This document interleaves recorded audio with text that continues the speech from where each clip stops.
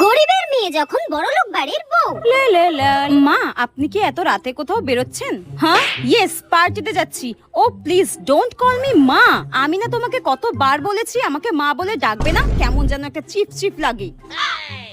Please call me mom or mummy, আর কিচ্ছু না। কেউ ভূত একটা, যত সব।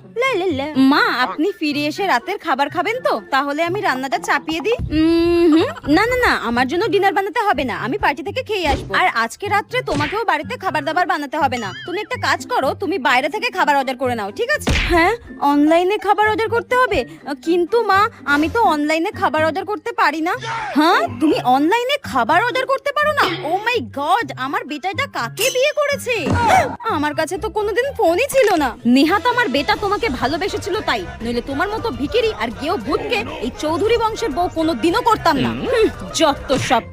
এতে আমার কি দোষ?